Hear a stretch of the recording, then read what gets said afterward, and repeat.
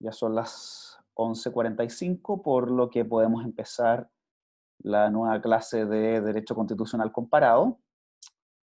Antes de empezar, quería preguntar si se pudieron leer los textos de Van Rijbroek y de Manan, y en caso que lo hayan hecho, me gustaría saber cuál es la impresión general que les ha quedado antes de empezar la clase. Eh, Señor Gendermain, ¿tiene algún comentario?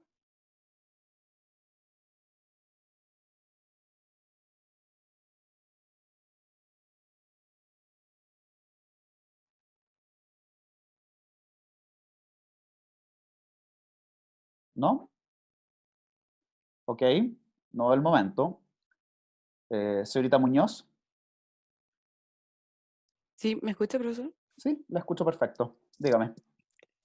Em, bueno, entre los dos lo que saqué más o menos de conclusión es que ambos intentan hacer como una crítica un análisis al concepto de democracia que se tiene Ujú, y cómo nosotros lo aplicamos hoy en día.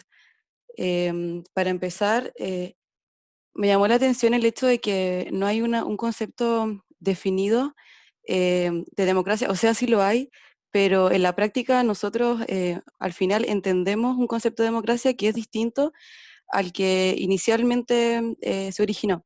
Como lo hablábamos en la clase pasada, el tema del sorteo, se hablaba de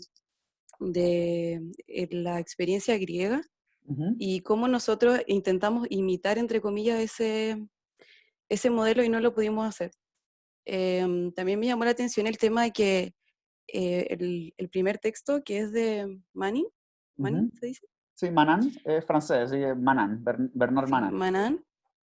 Él abarcaba temáticas así como el tema del parlamentarismo, eh, qué tan representativos estaban siendo los partidos políticos que inicialmente eran por personas o por sus propios ideales como ellos como personas, y después empezaron a surgir estos partidos de masas y Ujú, que tenían relación más que nada con la forma en que ellos interactuaban de forma mediática a través de los medios de comunicación, y que al final lo que empezaban a enganchar en la gente era su comentario populista o la ujú. forma en que ellos se expresaban de esa forma, pero que finalmente esta democracia se estaba expresando a través de personas que eran especializados o que formaban parte de cierta élite y que en realidad no representaban a todo el pueblo como debería ser según la definición inicial de democracia.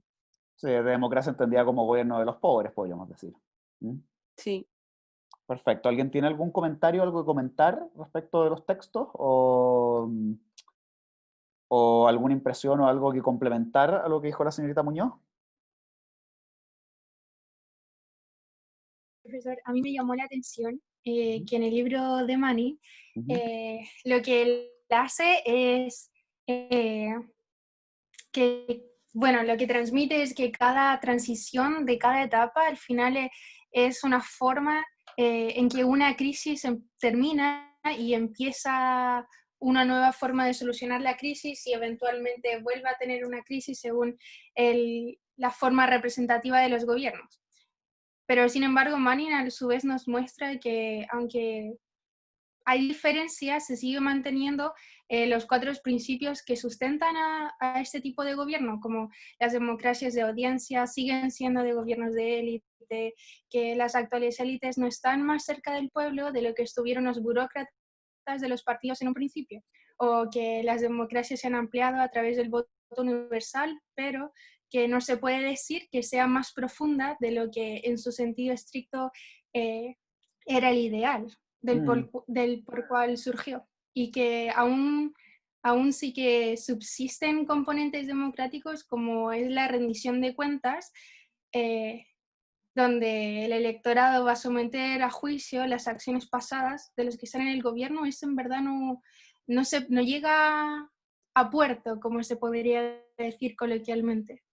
Ahora, todas las observaciones que usted dice son interesantes. Ahí la pregunta, eso sí que cae de cajones, si todas esas características que Manan habla acerca del gobierno representativo entendido si son malas o si son buenas, ¿no? Esa de alguna manera es otra Claro, discusión. Señor Sánchez, sí. ¿Se escucha? sí, se escucha. Dígame. Yo quería hacer un comentario de que encontré bastante interesante, por ejemplo, lo que salía en el texto de Van Reybrouck, de Ujú, las distintas críticas que se le hacían al sistema democrático y como las otras alternativas que se iban creando, mm. como desde un aspecto tecnocrático o la democracia directa y todos esos aspectos, que a mí me gusta bastante pensar en también cómo reemplazar los sistemas democráticos que están hoy día y ver si es que hay alguna opción mejor. Por eso ver las distintas opciones que daba Van Reybrouck lo encontré bastante interesante. Bueno, si a usted le interesa el tema, hay otro libro que salió en el 2016, pero esto ya es de un tipo que es libertario, que se llama Contra la democracia.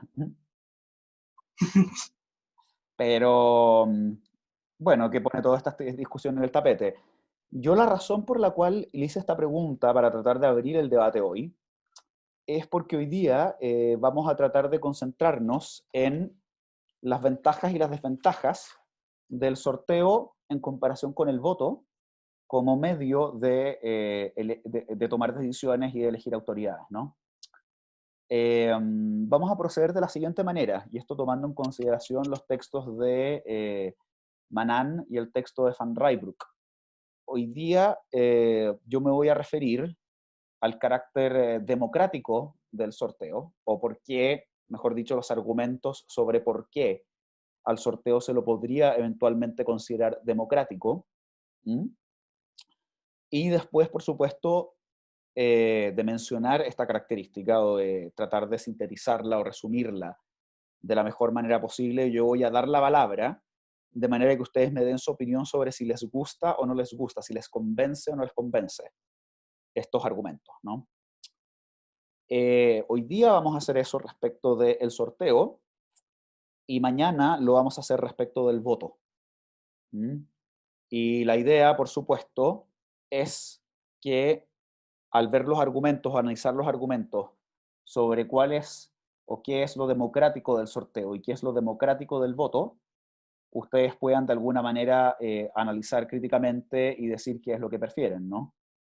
Porque ambos sistemas tienen ventajas y desventajas y muchas veces, tal como lo he mencionado anteriormente, cuando se trata de elegir instituciones, no se trata tanto de optar a lo mejor o lo más bueno, sino que en muchos casos de elige tu veneno. ¿Mm?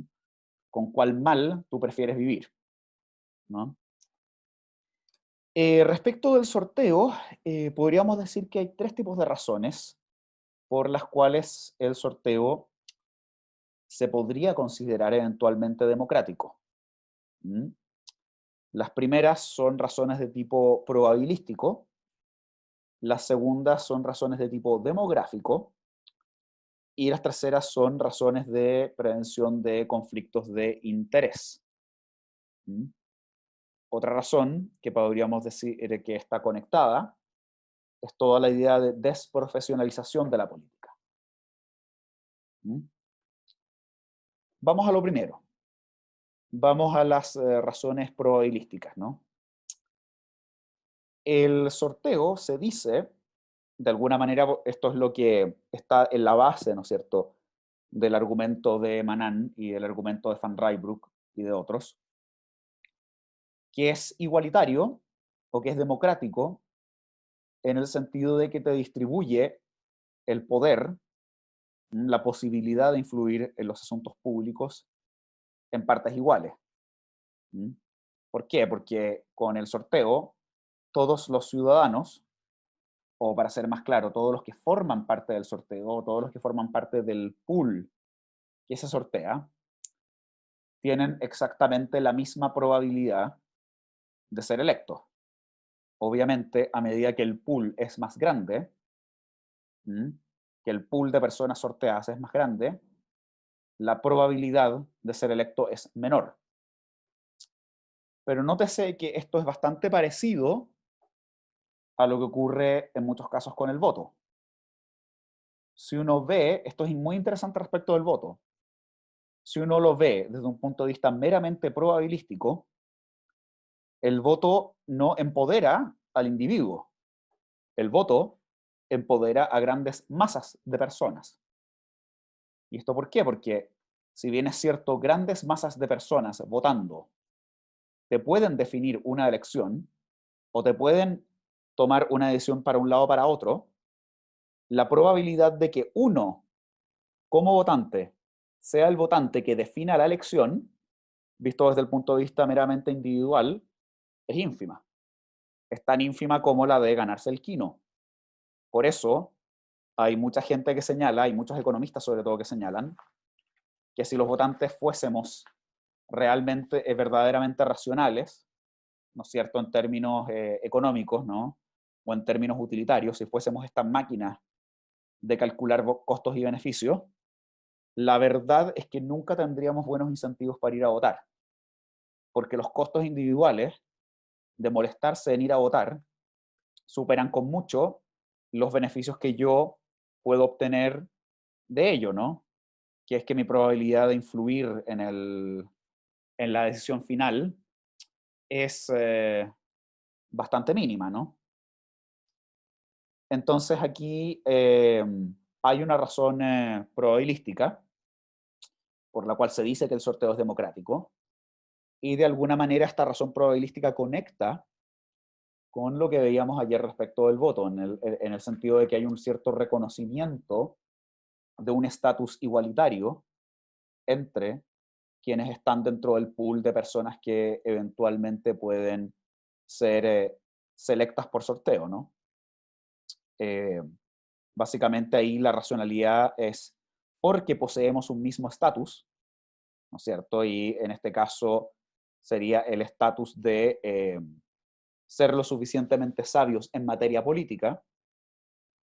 Ambos, o nosotros podríamos decir, formamos parte del pool de personas que pueden ser sorteadas y eh, tenemos por lo tanto la misma probabilidad de ser seleccionados para cargos públicos. ¿Qué les parece esta lógica? ¿Les convence o no les convence? ¿Y por qué? ¿Mm? A mí la verdad es que me gustaría mucho escuchar a alguien que no le convence esta lógica. ¿Mm? O sea, especialmente si la persona no está convencida de esta lógica, me gustaría que hablara. O sea, me interesa que hablen tanto los que les convence como no les convence, pero especialmente aquellos a quienes esta lógica no les convenza.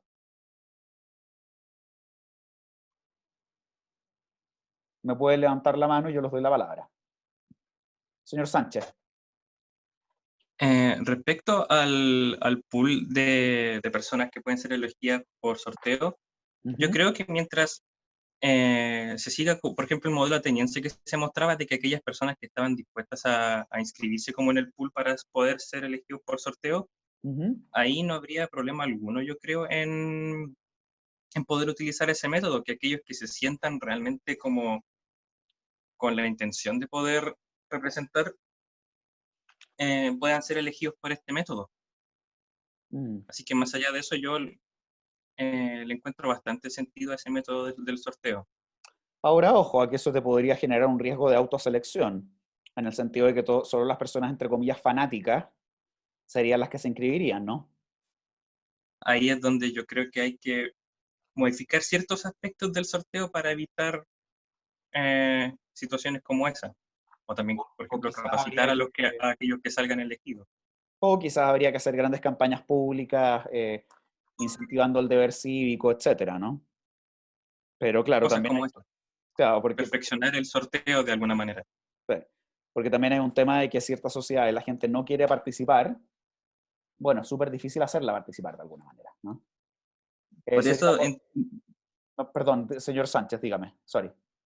por eso mismo, en esas sociedades en las cuales el grueso de la población no está dispuesta a tomar esos cargos, los que sí están dispuestos debería hacerse todo lo posible, por lo menos yo creo, para hacer de que su elección sea útil. Por eso yo pienso que también debería enfocarse en temas de capacitación. Perfecto. Señorita Colque, dígame. A mí la verdad es que me da un poco de desconfianza.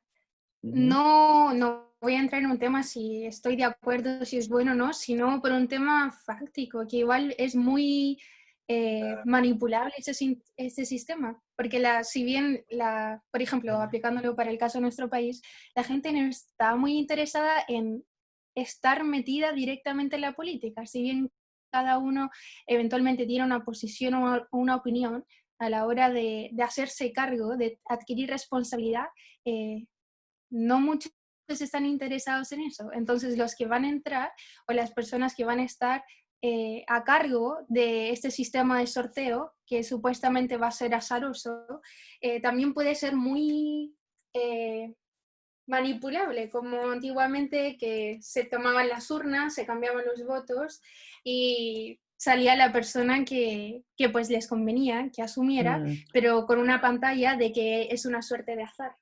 Ahora, ojo, que esos mismos problemas se pueden decir del voto. O sea, fue todo, y esto probablemente lo entendieron del texto de Van Rybroek, fue toda una batalla, eliminar el cohecho, eliminar la compra de votos. Ahora tenemos una tremenda batalla respecto a la influencia del dinero en la política. O sea, la pregunta es, bueno, todos los sistemas son manipulables, ¿no? Ahí la pregunta es cuál sistema es más manipulable que otro. ¿Mm? Claro. ¿Alguien más Pero tiene? personalmente siento que ese es como más manipulable, porque si vienen los votos, ya, si nos ponemos a pensar todo, la persona que quiere poner a alguien en el poder va a hacer todo lo posible por las formas ilícitas, pero por el sorteo va a ser una forma de engañar también a la población. Pienso que el Yo creo impacto que podría depende ser mucho, si mayor. funciona o no. Creo yo que ahí soy un poco más optimista que usted. Creo que depende mucho de cómo se regule el sistema de quiénes son los encargados de sortear, ¿no? Quizás los encargados de sortear a su vez deberían ser sorteados, ¿no? O deberían ser personas que hayan participado anteriormente, cosas de ese tipo. ¿Mm? Claro, tener un Eh, historial. ¿Alguien más tiene algún comentario respecto del argumento probabilístico? Respecto a la idea. Sí, señorita Quevedo, dígame. Buenos días, profesor, ¿me escucha? Sí, sí, la escucho, dígame. Eh, bueno, como dijo usted al principio que esta clase, el objetivo de esto era al final tomar una decisión si uno está completamente de acuerdo o no con este sistema de sorteo. O No sea, no como necesariamente, no necesariamente. O sea, lo ideal es, en el fondo, darles a entender a ustedes las ventajas y desventajas y que ustedes lleguen a su posición, pero... sí, a eso me refería, que tomar un punto de vista respecto de esto. En cuanto a este argumento, el primero, considero que no es algo que se pueda eh, em, o sea, lo considero que con el sistema actual que tenemos de la votación no hay mucha diferencia, porque tal como dice usted, tienen casi la misma probabilidad. La probabilidad de que el ciudadano, o sea, que se escoja efectivamente lo que él definió, es igual de baja a que sea escogido. Entonces, considero que Mm. tampoco causa realmente un punto de inflexión, de diferencia entre un sistema y otro. Sí. Ahora, lo que sí se le puede responder es que sí, no causa este punto de inflexión, pero por lo menos sí sirve en el fondo para abrirle campo al sorteo como una alternativa al voto, ¿no? Claro. En el sentido de que, claro, nosotros estamos demasiado acostumbrados a entender que la única forma o el único mecanismo democrático por estas razones probabilísticas es el voto, pero resulta que no solamente el voto. Ujú. Sí, Ese es eso un buen era punto. mi Señor opinión. Pérez, dígame. Hola, profesor. Sí, Bueno, yo dígame. tengo una duda respecto del sorteo. Ujú. Pasa, por ejemplo, en el caso de que estuviéramos con sorteo acá y, por ejemplo, si salgo electo yo, ¿tengo la obligación de cumplir con el cargo o puedo... Ahí depende eh, de cómo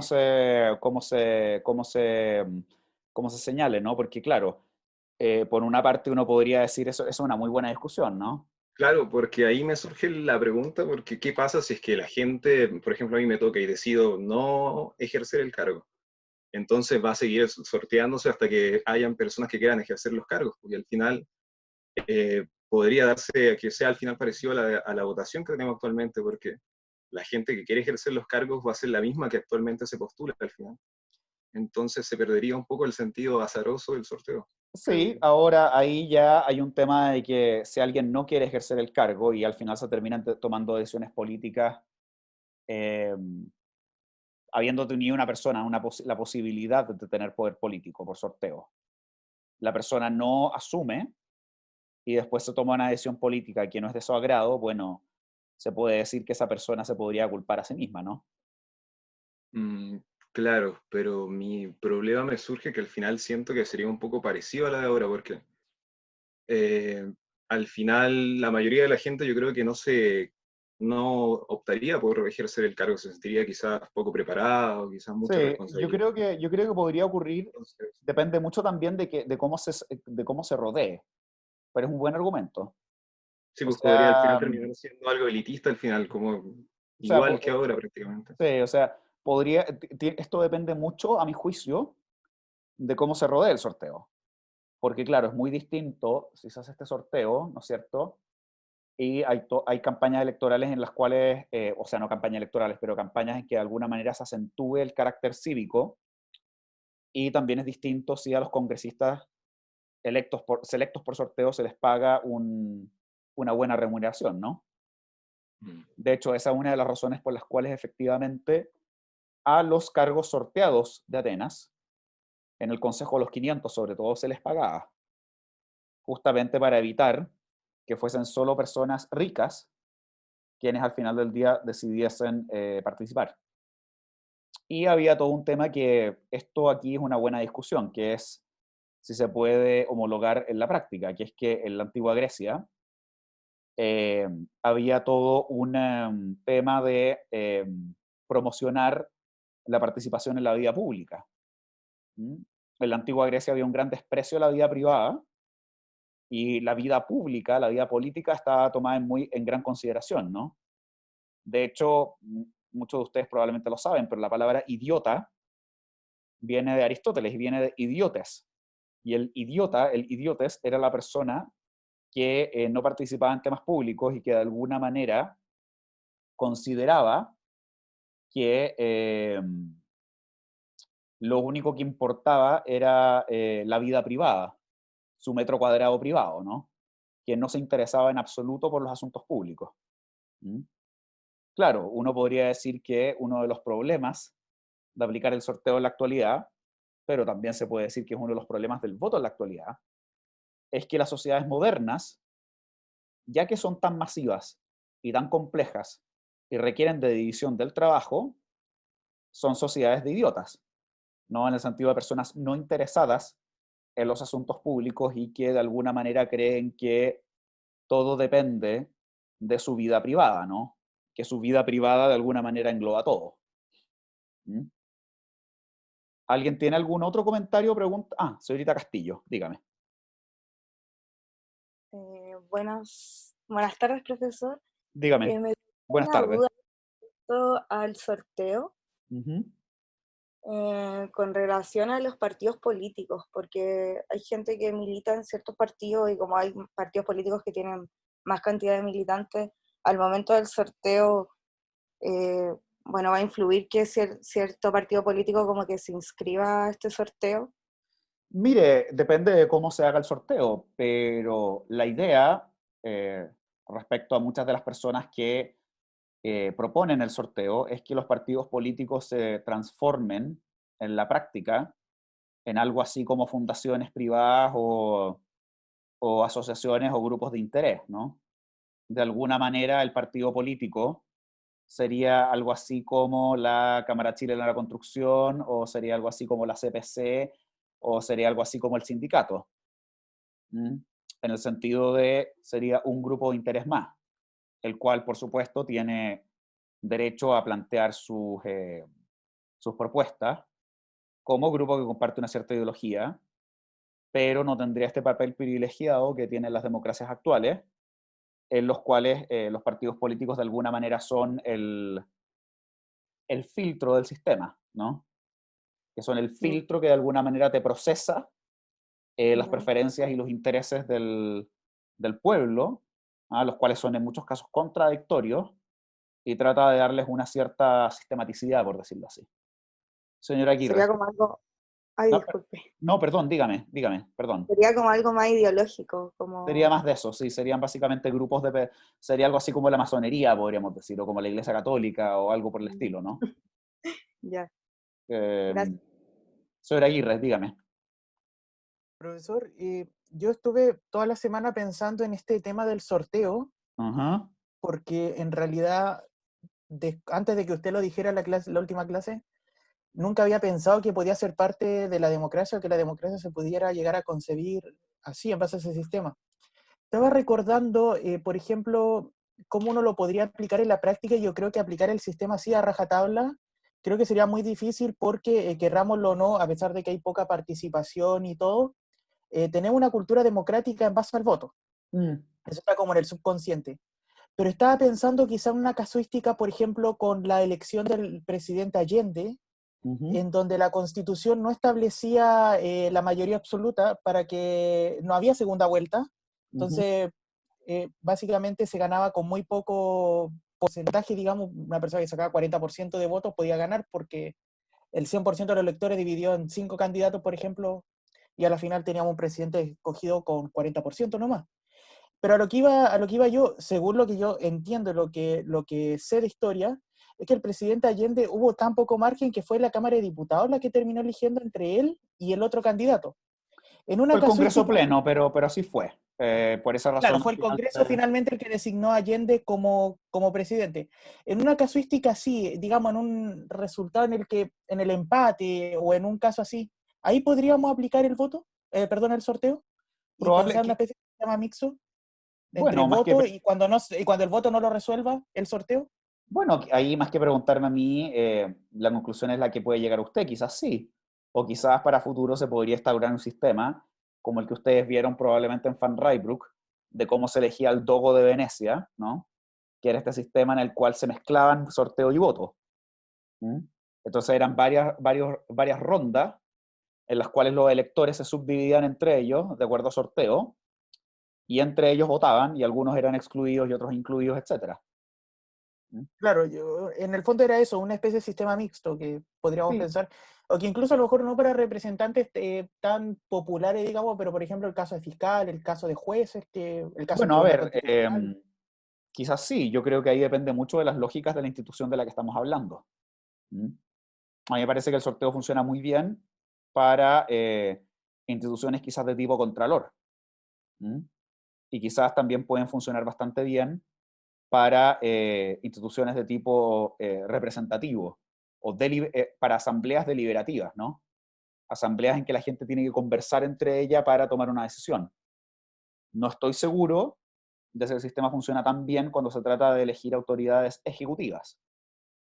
O sea, en la antigua Grecia, el sorteo se aplicaba, pero se aplicaba sobre todo para las asambleas. No se aplicaba para elegir a las autoridades de tipo ejecutivo, a los arcontes, que eran los generales, etcétera. Eso no se elegía, eso se hacía por voto, ¿no? De alguna manera se consideraba que era un conocimiento más técnico. ¿Mm? Entonces, claro, tenemos en primer lugar, respecto del carácter democrático del voto, el argumento probabilístico. ¿Mm? El segundo argumento es, además del argumento probabilístico, es el argumento demográfico. El argumento demográfico, básicamente lo que señala, o las razones demográficas, básicamente lo que señalan es que, de alguna manera, con el sorteo, a la hora de constituir asambleas representativas, tú lo que tienes es, valga la redundancia, una muestra representativa de la población. ¿Mm? Representativa en términos de identidad. De alguna manera, la intuición que hay detrás de considerar al sorteo como un mecanismo democrático de, de tomar decisiones o de seleccionar autoridades, sobre todo para seleccionar autoridades, es la idea de que quienes van a salir electos, o selectos, mejor dicho, por sorteo, quienes van a salir sorteados, van a tener identidades muy similares a la del pueblo que están representando, ¿no? De que de alguna manera van a ser un espejo o un microcosmos del pueblo que se está representando. Ahora, ojo, que esta representación que estoy mencionando no es una representación ideológica, es una representación demográfica o identitaria. ¿Mm? Es decir, la idea es que en la asamblea representativa haya gente de la diversidad sexual, por ejemplo, o hayan mujeres, o hayan obreros. Pero esto no necesariamente significa que, entre comillas, el feminismo o el socialismo o el capitalismo como ideas van a quedar representados en la asamblea. ¿Mm? O sea, aquí yo lo que quiero de alguna manera mencionarles es que hay una cierta tensión o una cierta discordancia entre la representación por términos ideológicos y la representación en términos demográficos. Pueden estar correlacionadas. Entonces, claro, uno podría decir que si en una asamblea hay obreros, entre comillas, bueno, el socialismo va a estar bien representado al interior de la asamblea. O que si hay mujeres, el feminismo va a estar representado al interior de la asamblea. Pero no hay que confundir las cosas. En términos de representación, el sorteo te privilegia la demografía, te privilegia la identidad por sobre la ideología. ¿Mm? O sea, podría salir alguien que sea gay, por ejemplo, pero perfectamente puede ser, entre comillas, un gay conservador, por ejemplo. ¿Mm? O alguien que sea un sacerdote, pero que sea un sacerdote liberal. ¿Mm? ¿Qué es lo que opinan ustedes del argumento demográfico? ¿Les gusta la idea de tener representación de tipo identitaria o demográfica más que ideológica al interior de una asamblea? Señor Molina, dígame. Hola, profesor. Buenas Ujú. tardes.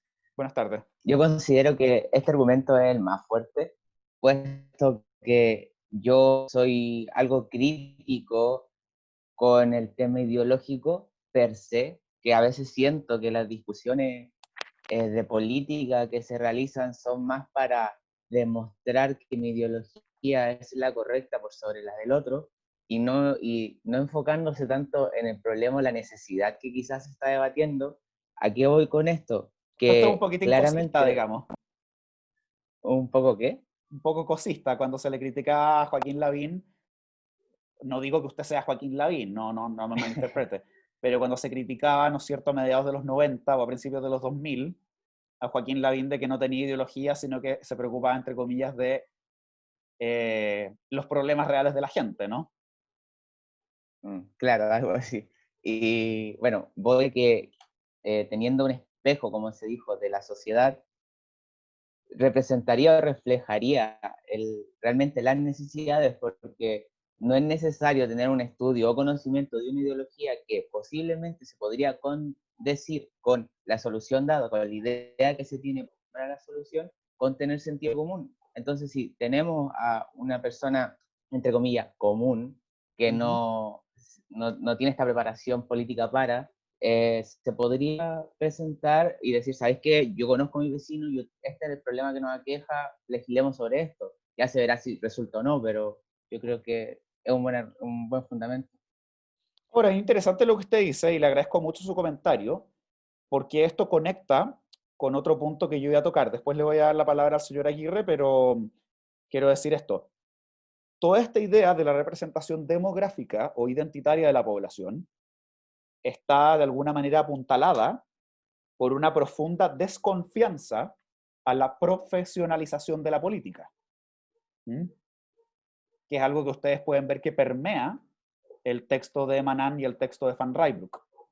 De alguna manera, el presupuesto que está detrás del sorteo en gran medida es la idea de que la política no es una técnica, de que hay una separación entre lo técnico y lo político, y que como hay una separación entre lo técnico y lo político, ¿no es cierto?, entonces la política no debe ser profesional. ¿En qué sentido me refiero a que hay una separación entre lo técnico y lo político? En el sentido de que se entiende que la política es para discutir fines es decir, hacia dónde vamos como sociedad, mientras que la técnica es para discutir medios. Entonces, de alguna manera está esta idea de que nosotros tenemos que discutir, por ejemplo, temas políticos y morales en general, cuando hablamos de política. Por ejemplo, si queremos crecimiento económico, si queremos más bien protección del medio ambiente, o si vamos a ser una sociedad ultra hiper trabajólica, o más bien dedicarnos a la contemplación, etc. Y que la técnica, de alguna manera, entra una vez que ya decidimos un fin, pero no antes. ¿Mm? Pero eso para que lo tengan claro, o sea, de alguna manera permea la idea del sorteo esta idea de, o esta profunda desconfianza hacia la profesionalización de la política. Y aquí obviamente la pregunta cae de cajón, que si es si la profesionalización de la política es algo bueno o es algo malo, ¿no? Señor Aguirre, dígame. No, de hecho, era con respecto a lo que había dicho Víctor. Lo que pasa es que a mí igual me pasó eso en un momento, por ejemplo, cuando me tocó votar, cuando tuve la edad suficiente para votar en las elecciones de alcalde y presidenciales. Claro, yo creo que uno lo primero que se plantea es eso: voy a votar por el candidato que pretenda resolver los problemas, no voy a votar por un color político. Pero cuando uno lo va como, no voy a decir madurando, pero cuando uno lo va digiriendo más, uno se va dando cuenta que al final todas las ideologías políticas son visiones distintas, o son maneras, incluso no voy a ocupar la palabra visión, son maneras de resolver un mismo problema. Entonces, siento que las ideologías, no sé si son buenas o malas, pero se dan porque en el fondo las ideologías son maneras de resolver problemas. Como la economía no es algo empírico, entonces, en el fondo, claro, uno dice, oye, ojalá los políticos se dedicaran a resolver los problemas. Claro, pero es que, por ejemplo, tenemos un problema. Ese problema, para resolverlo, van a haber cinco soluciones. Y esas 5 soluciones son ideologías, y hay que elegir por una. Pero Entonces, a veces, no no sé hasta... necesariamente, pero a veces es un tema más básico todavía. A veces ni siquiera es una discusión sobre cómo resolver problemas. Claro, eso, A veces es una discusión sí. sobre qué cosas consideramos problemas o sobre qué problemas son más importantes que otros. Claro, sí, porque por ejemplo, en resolver la delincuencia, ya, eso podría ser un problema súper técnico, pero hay distintos métodos. Por ejemplo, a lo mejor algunos dicen, oye, prevención general, otros a lo mejor prevención especial. Y son maneras súper válidas, son como técnicas en el fondo, no son, a veces uno piensa que ideologías son como una especie de religión, y no, son técnicas. Entonces, O ¿hasta qué sea, punto es posible separarlas? Eso es como a ver, lo que yo me pregunto. eso es un gran punto, ¿ah? Que es que muchas veces lo técnico y lo moral está conectado, ¿no? Pero claro, en términos analíticos, por lo general vale la pena separarlo. A la hora de hacer el análisis vale la pena separarlo, pero sí, en la realidad Claro. están súper conectados. Por eso Claro, es un tema... en teoría, porque, por ejemplo, usted sacó el tema de Joaquín Lavín. Claro que todos lo consideran que es como, a ver, uno, como, no voy a decir Florito Mesa, pero va para donde calienta el sol. Y le critican mucho eso, pero después yo digo, pero si, mira, o sea, perdón, mire, las mismas personas que dicen los políticos deberían dedicarse a las técnicas en vez de la ideología, son las que le critican a un personaje como él, que se está preocupando del problema y no de la ideología. Entonces, al final, uno, es contradictorio, pero sé que no es el objeto de este debate. Pero lo que iba a decir es que hasta qué punto es posible separarlo, porque él en un momento planteó, oye, yo a lo mejor soy católico, súper conservador, pero en mi comuna hay niños trans, pongamos baños mixtos, o baños, o un tercer baño. Y una solución súper técnica, pero al mismo tiempo fue sumamente moral, porque algunos ni siquiera por una razón práctica decían, es que eso, aunque resuelva el problema, no lo podemos aceptar porque no es una acción Claro, o sea, moralmente buena. Y lo digo porque con el profesor Manterola en filosofía discutimos eso, o sea, una acción, cómo valorar moralmente una acción que a lo mejor, y en eso yo decía, pucha, incluso a veces pensar mucho hace mal, porque una acción que va a resolver el problema en concreto, a veces no la hacemos solamente porque nos ponemos a pensar y llegamos a que idealmente, o sea, platónicamente, en el topos urano de Platón, a lo mejor es malo, pero en el mundo concreto de las cosas resuelve el problema. Entonces, en ese sentido, creo que al final nuestro problema somos los seres humanos. Señor Aguirre, usted, en términos de Isaiah Berlin, usted sería un zorro, usted no es un erizo. A usted le molestan, digamos, estas ideas, estos sistemas, digamos, de ideas omnicomprensivas de que tratan de de reducirlo todo a un par de principios y no son capaces de lidiar con la ambigüedad de la realidad, digamos. ¿Mm? Profe, ¿sabe qué? Ahora que lo dice, yo le voy a ser súper honesto. En realidad, yo creo que me encuentro en una etapa de mi vida en la que estoy como súper hermenéutico, o sea, analizando todo, pero la verdad es que no sé qué pensar porque, claro, uno como ser humano o como incluso uno que estudia una carrera humanista trata de abarcarlo todo con el pensamiento. Pero a veces en ese pensar, un poco como los monjes, ¿o no? No impide el actuar. Entonces, en ese O más sentido que estoy. eso, quizás entender que la vida es ilógica y está llena de contradicciones y que las lógicas que sirven para A no te sirven para B, digamos. ¿Mm? Claro, un poco el confusionismo, ¿no? No Pero, exactamente, no exactamente, ya, pero sí, pero, pero usted hace un muy buen punto, ¿no? Y acá está todo el tema de, bueno, cuánto de representación ideológica le damos peso versus la representación demográfica, ¿no? Porque claro, sí hay tensión entre ambos. Una de las cosas que, por ejemplo, se le critica a mucha gente de izquierda que es muy ideológica o que es muy de la élite intelectual de la izquierda, es muchas veces decir, oiga, sí, pero a usted le encanta la clase trabajadora como concepto intelectual, pero pero les cargan las personas que efectivamente son obreros. ¿Ah? Es como le encanta la humanidad, pero odia a la gente. En el sentido de que cuando personas que son de clase trabajadora muestran tener preferencias o juicios que van en contra de la ideología, por ejemplo, les gusta el consumo, se endeudan mucho, van a los malls, comen comida rápida, ven matinales y shows de la tele, etcétera, de inmediato se los critica o se los considera que son chabacanos, etcétera, etcétera, digamos. ¿Ah? O se los puede criticar de fachos pobres, etcétera, etcétera. ¿Mm? Ahí también hay un tema que es interesante, ¿no? Pero en parte es por eso que quería hacer la pregunta. ¿Qué es lo que ustedes consideran? ¿Prefieren de alguna manera la representación ideológica o la representación demográfica? ¿Y cómo ustedes navegan o consideran que es necesario navegar esas tensiones, ¿no? Respecto del argumento del sorteo. ¿Mm?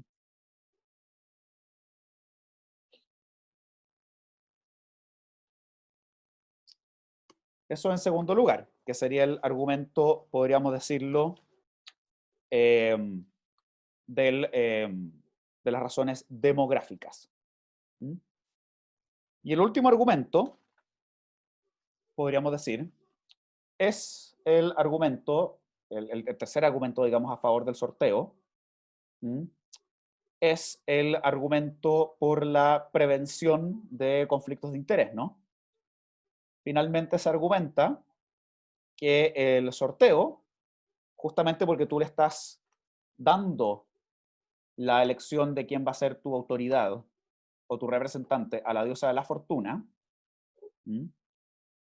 Y esta es de hecho, esta es una de las razones principales por las cuales los griegos lo utilizaron, es justamente, o sea, lo que justamente haces es tener un sistema mucho más impermeable que el voto o que otros sistemas políticos a la influencia de los grupos de interés y en particular a la influencia del dinero en la política.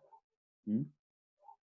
De alguna manera, el voto te genera profesionalización de la política, lo cual podemos discutir si es bueno o malo, pero te genera profesionalización de la política.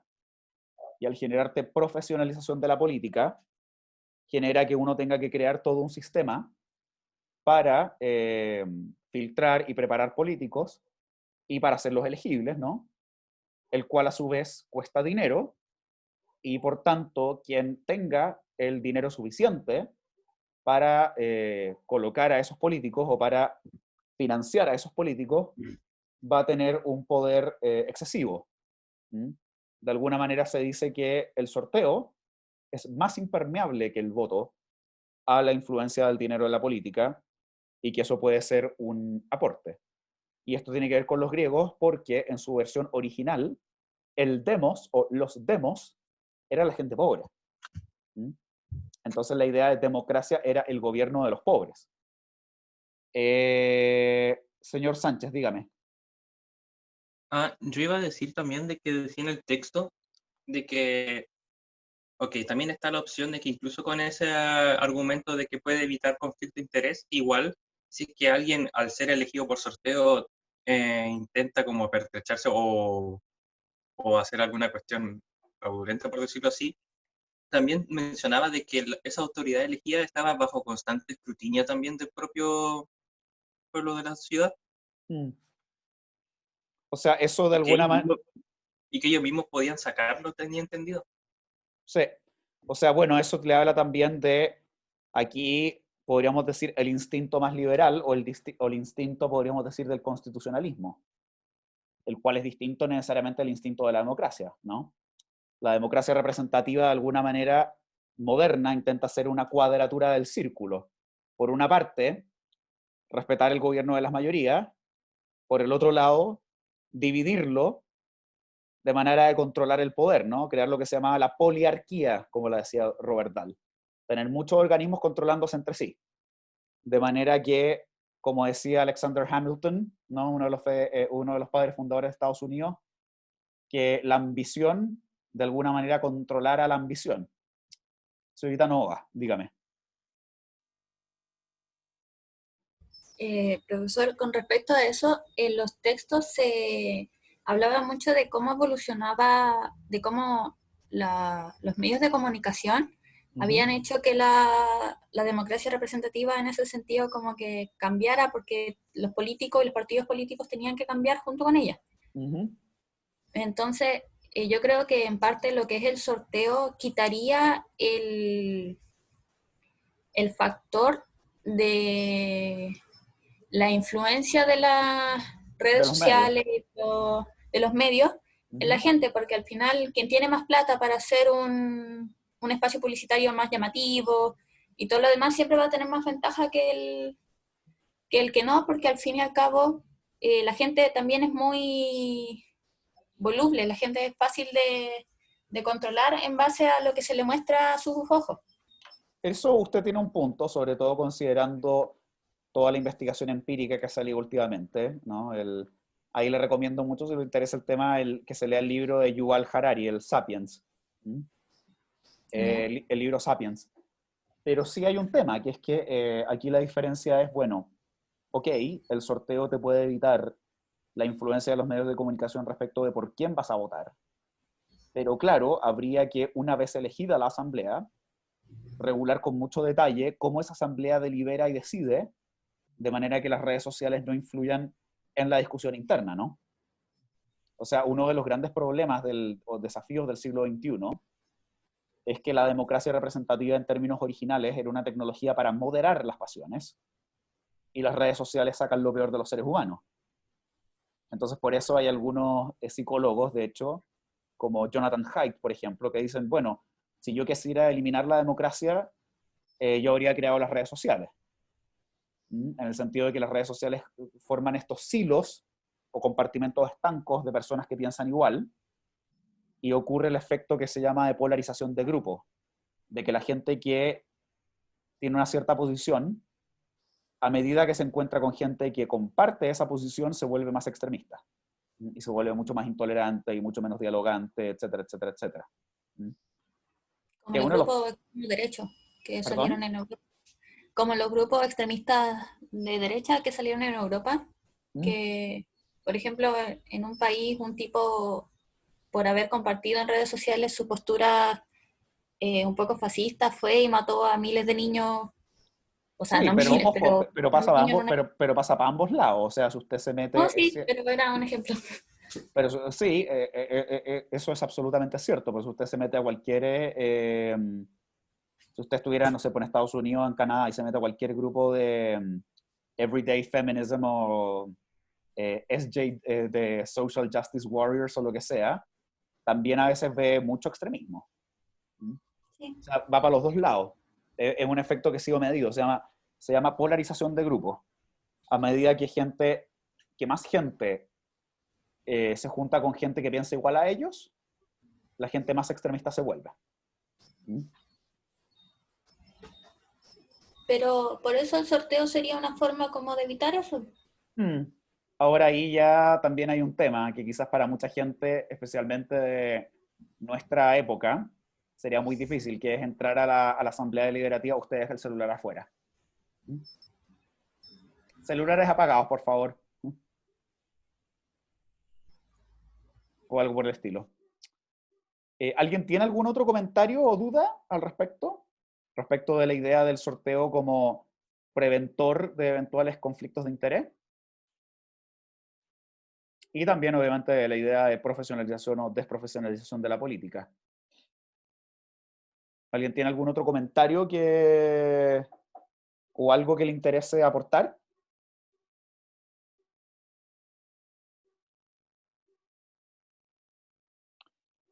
El señor Zamora, me acuerdo que señaló, dice anteriormente que no lo había podido decir.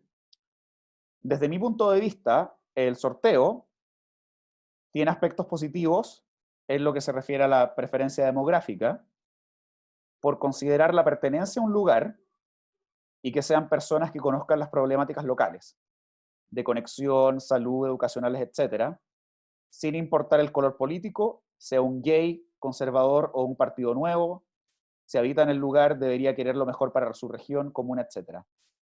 Es un muy buen punto, señor Zamora, pero aquí esto que usted me está diciendo, de alguna manera conecta con otra pregunta, que es que si el sorteo sería ideal en todos los niveles, o si más bien es ideal a nivel más local. Porque claro, su argumentación es muy de tipo local, pero aquí hay un tema que yo creo que es necesario de alguna manera decir, que es que los sistemas políticos no necesariamente escalan bien dependiendo de tamaño de población, de tamaño del territorio y respecto de población, ¿no?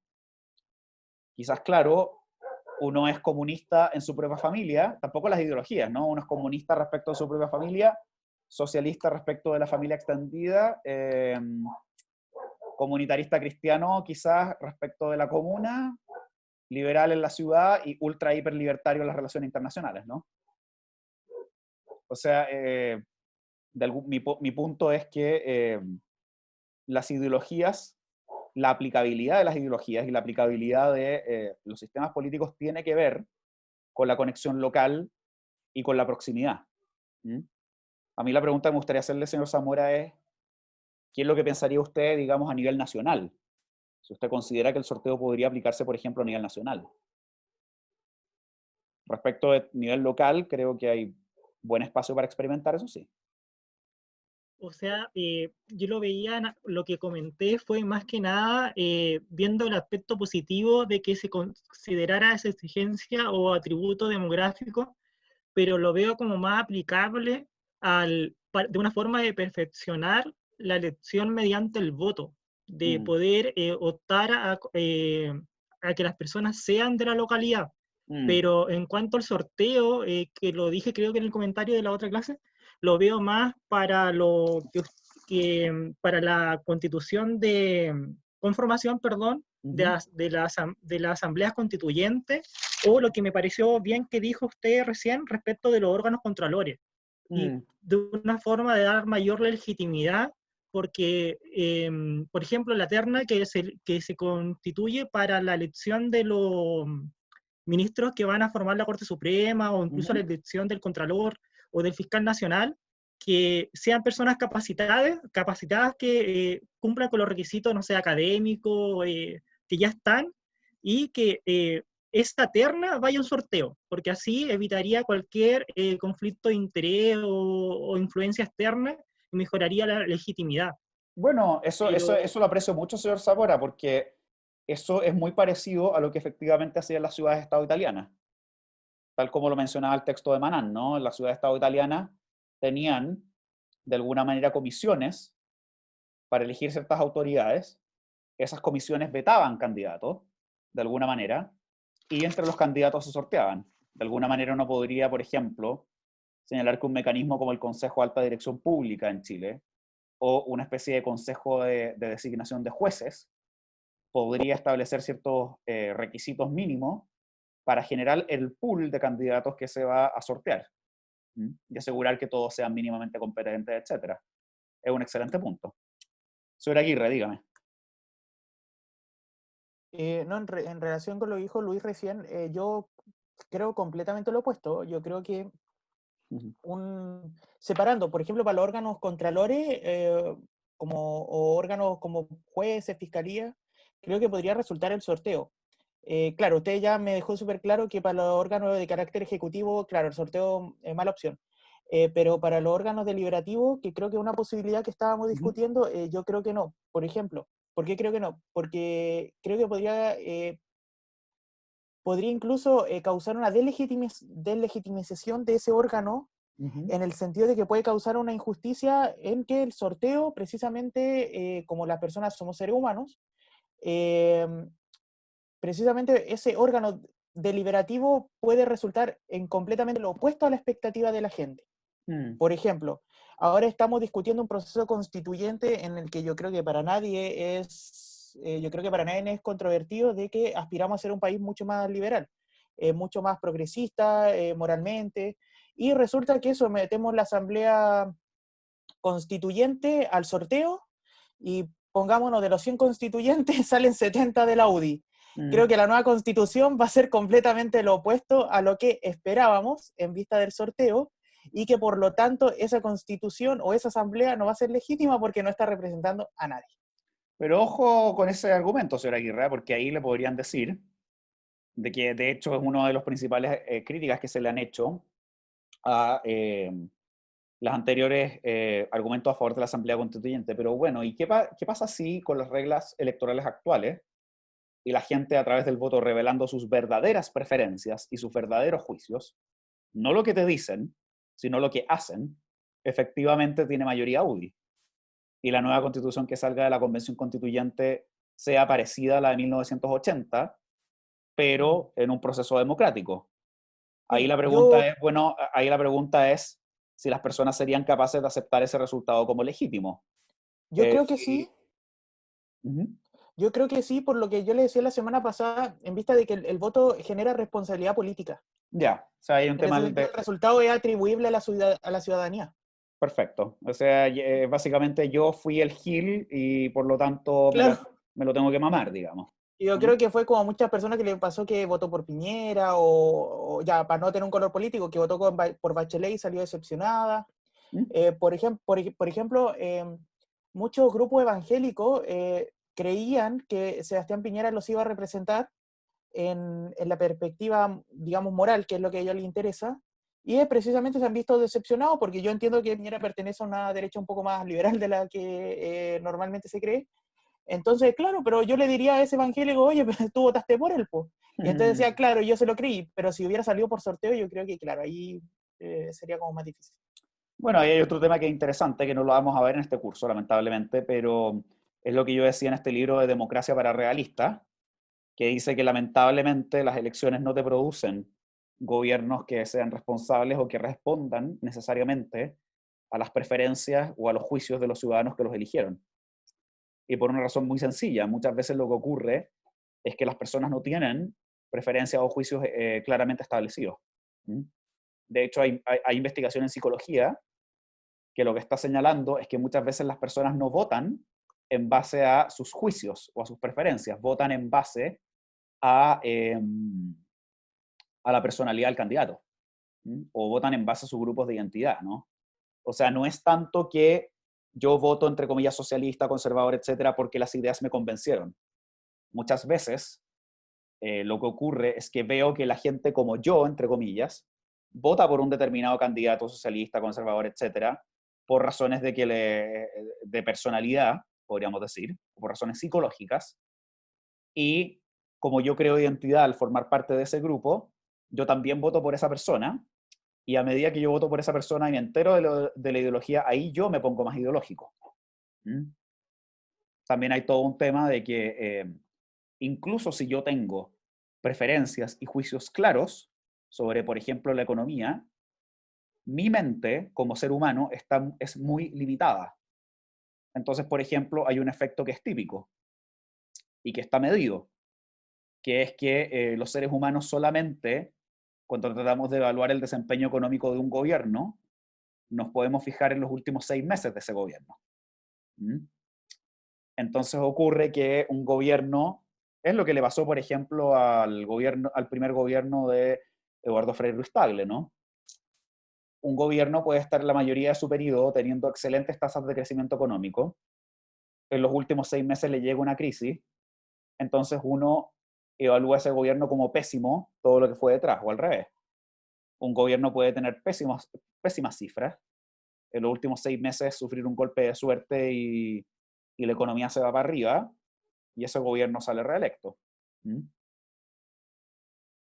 alguna manera nosotros nos creemos muy racionales y que no hacemos lo que hacían antiguamente, en que a los jefes de la tribu se los quemaba porque no llovía, pero de alguna manera lo hacemos, en el sentido de que le echamos la culpa a los gobiernos muchas veces de cómo va la economía, y en un mundo tan globalizado, la economía pasa a ser menos dependiente de lo que haga cada gobierno a nivel nacional, ¿no?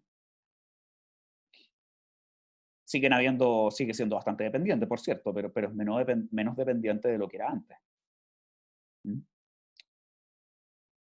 Pero eso respecto del tema de el sorteo como prevención de conflictos de interés. Ahora, una reflexión con la cual yo quería terminar, y esto volviendo al tema de la representación demográfica versus la representación ideológica.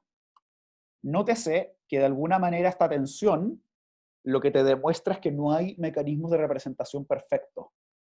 No hay mecanismos que te puedan representar todo, o con total exactitud a la ciudadanía. Esa es una de las lógicas que está detrás del bicameralismo, que lo vamos a ver más adelante.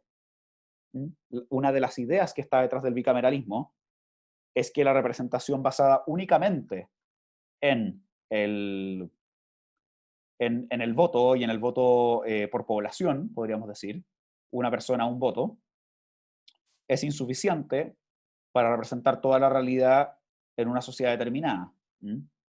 Y que por lo tanto tú necesitas eso complementarlo con una segunda representación que sea de carácter, en muchos casos, territorial. Históricamente fue aristocrática, actualmente es territorial, o quizás en el futuro, con todo este tema del sorteo, podría decir que podría ser demográfica, ¿no? O sea, considerando el libro de Van Rysbroek y de Manan, uno no podría o no debería necesariamente cerrarse a la posibilidad de tener parlamentos bicamerales en que una cámara sea electa y la otra cámara sea sorteada. ¿Alguien tiene algún otro último comentario, otro aporte que colocar a la discusión o poner sobre la mesa?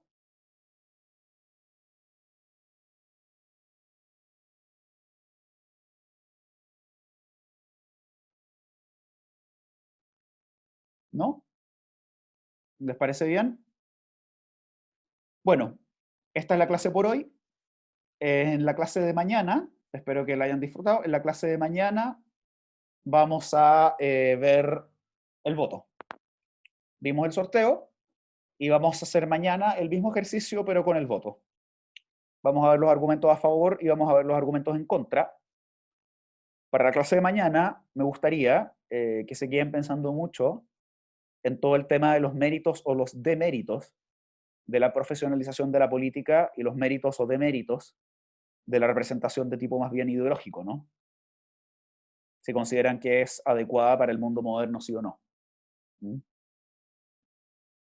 Eso por hoy. Espero que les haya gustado la clase y nos vemos mañana. Hasta luego. Hasta luego, Hasta luego, profesor. profesor. Hasta luego, profesor. Hasta luego. Y por supuesto los Gracias, profesor. de nada, Hasta luego. una cosa, y por supuesto finalícense las lecturas, ¿no?